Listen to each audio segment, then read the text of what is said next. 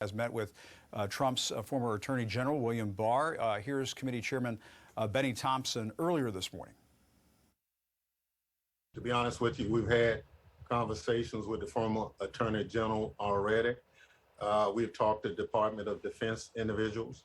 We are concerned that our military was part of this big lie on promoting that the election was false.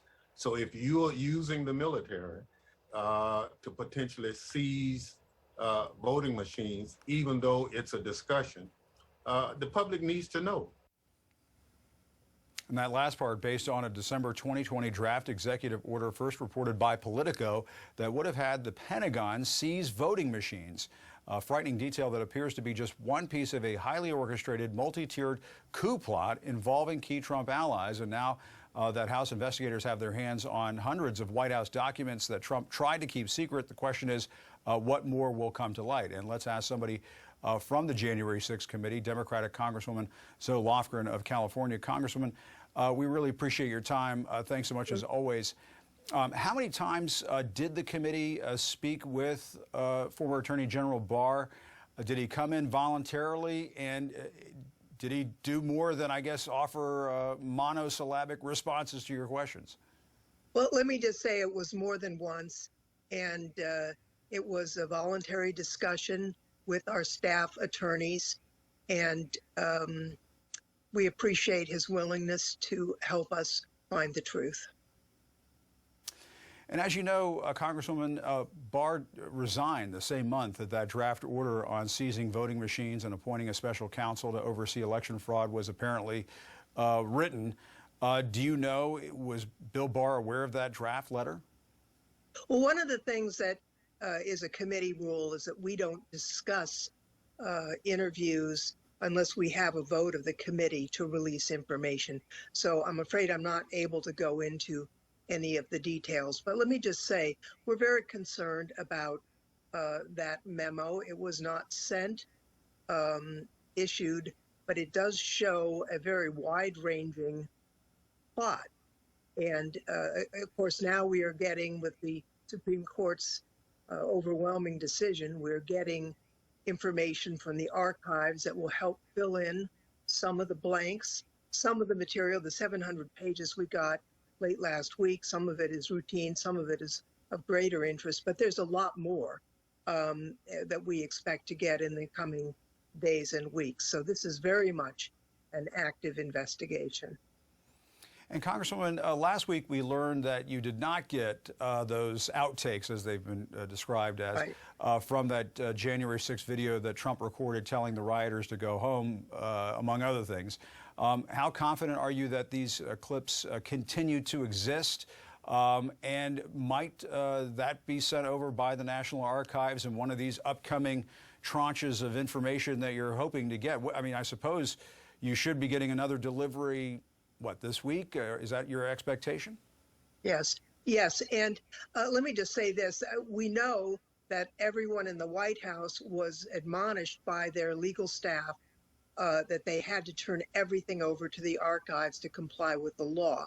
So if they followed the law, those outtakes will be in the possession of the archives. We have asked for the outtakes, and if they exist, if the Trump administration complied with the law, then we will get them. And we think it will provide some insight into what was going on the day of the riot, what the president's intentions were, what his state of mind was.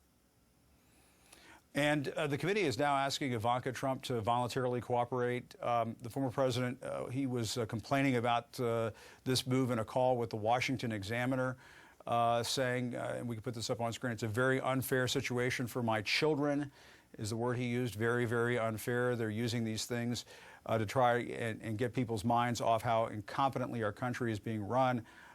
And they don't care. They go after children.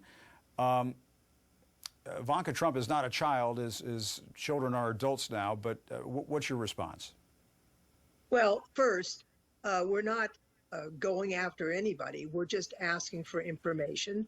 Number two, as you pointed out, Ivanka Trump is 40 years old. She is not a child. And three, the reason why we want to talk to her is that she was given a position by the former president in the White House as a senior advisor. She was there and talked to the president on the day of the riot. We understand from testimony of others, she was asked to convince the president to call the riot off. So we'd like to know about that. It's not because she's the daughter of the president, it's because she had an official role in the White House that the president appointed her to. Right. And this morning on Fox, I wanted to get your response to this. The former House Speaker Newt Gingrich suggested that you and everyone else on the January 6th committee are criminals who should be put behind bars. He was saying that the Republicans, when they come back into Congress, should be threatening you and your colleagues on the committee with jail time. Let's watch. These are people who are literally just running over the law, pursuing innocent people, causing them to spend thousands and thousands of dollars in legal fees for no justification. And it's basically a lynch mob. I think when you have a Republican Congress, this is all going to come crashing down, and the wolves are going to find out that they're now sheep, and they're the ones who are, in fact, going to, I think, face a real risk of jail for the kind of laws they're breaking. What is your response to that, Congresswoman? That's just bizarre. I think Newt has really lost it. It leaves me speechless. I mean, unless he is assuming that the government does get overthrown and there's no system of justice, just random arrests. I mean, it's just a bizarre statement, and he looks terrible. It sounds like something out of an autocratic government or something. I mean, you and your colleagues are attempting to conduct an investigation, something that was supported by many Republicans up on Capitol Hill in the days following January 6th. They wanted to get to the bottom of it, too. Unfortunately, their tune has changed over the last several months. Well, that's true. And Mr. McConnell said that the president bore responsibility. So did the Republican leader in the House, Mr. McCarthy, and many others. We are uncovering a plot, looks like, to overturn the peaceful transfer of power, to essentially overturn our system of government. I think that's pretty serious, and I think most Americans would agree. We're going to do our job despite, bizarre threats such as Newt Gingrich's weird comments, and we're going to get all the information and we're going to make it known to the American people. And we're going to look at what could be changed legislatively. We're a legislative committee. We're not going after anybody. We're going after the truth. And it will give us some insight into laws that should be changed, perhaps. For example, the Electoral Count Act that Liz Cheney and I are working on. I personally think that we should revisit the elements of the Insurrection Act that the former president threatened to use repeatedly for no reason that was legitimate. There's a lot of things that I think we need to tighten up to protect our law and order society and to avoid the kind of chaos that we saw in the prior administration.